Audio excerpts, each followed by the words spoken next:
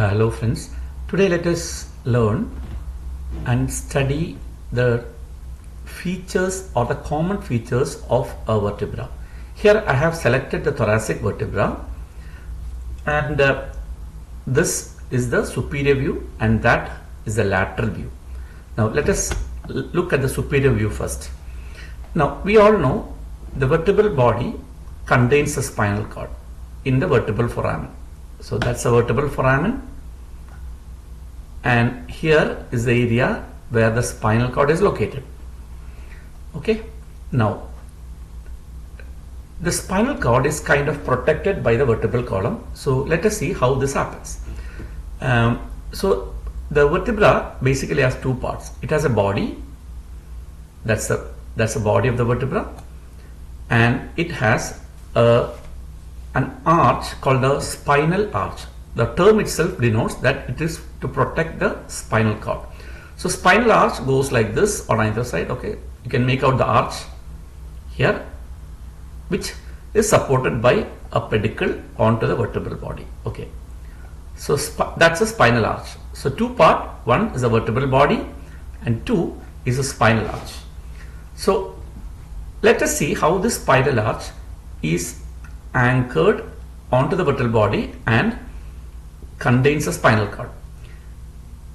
Now here you can make out two pedicles or kind of pillars, like here on both sides. We can call it the pedicle.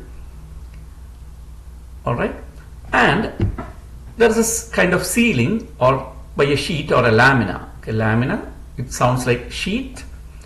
This lamina projects posteriorly or backwards as the spinous process. Okay, and the lamina spikes like a spine behind to form the spinous process, and this it projects transversely as a transverse process. And here you have the pedicle. Okay, so you can ideally make out a junction between the lamina, transverse process, and the pedicle here. Okay, that's a junction. Okay, so once more, the spinal cord is contained inside the vertebral column by a vertebral body in front and spinal arch behind. Spinal arch is formed by a lamina which projects posteriorly as a spinous process and laterally as a transverse process, which is supported by two pedicles like a pillars. Thus the spinal cord is contained inside the vertebral column. Now one more thing I would like to bring it to attention is this area, this part, this junction, where now I am going to take your attention to the lateral view.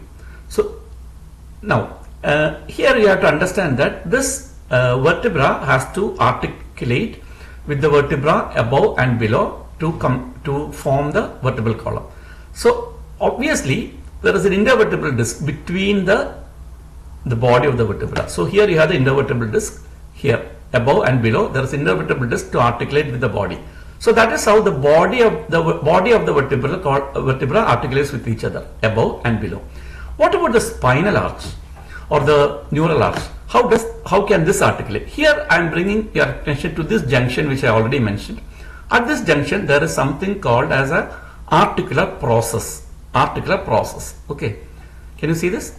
That is the articular process. So this articular process, see, this is superior and inferior articular process which contains a facet to articulate with the neural arch or the spinal arch above and below. So there is an articular process which has two facets above and below, which articulates with the corresponding facet of the spinal arch above and below, thus completing the vertebral column. Thank you.